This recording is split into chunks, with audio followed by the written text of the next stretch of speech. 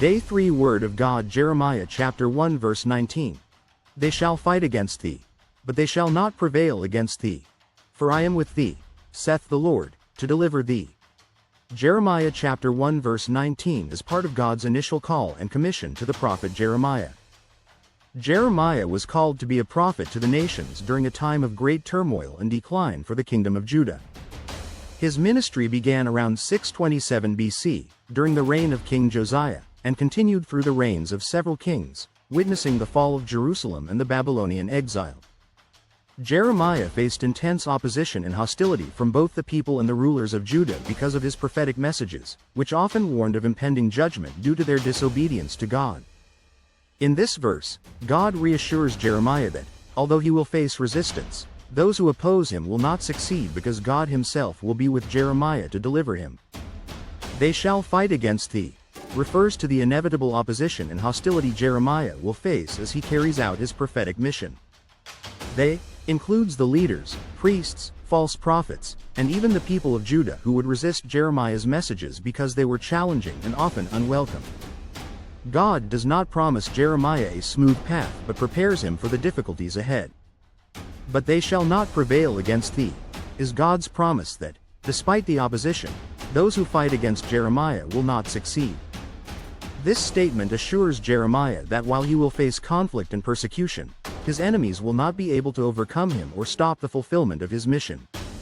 For I am with thee, saith the Lord, to deliver thee, is the key to Jeremiah's protection and victory. God promises his personal presence with Jeremiah, ensuring that no matter how severe the opposition, Jeremiah will be delivered. The phrase, I am with thee, echoes God's assurance to other leaders and prophets throughout the Bible, emphasizing that his presence is the source of courage, strength, and ultimate deliverance. When God called Moses to lead the Israelites out of Egypt, Moses was fearful and hesitant. God reassured him with the words, I will be with you. Exodus chapter 3 verse 12. This promise of God's presence was crucial for Moses as he faced Pharaoh and led Israel through the wilderness.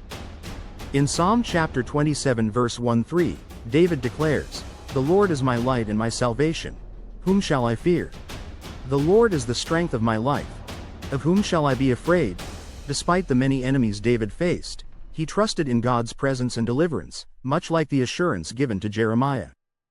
In Matthew chapter 28 verse 20, Jesus promises his disciples, And surely I am with you always, to the very end of the age.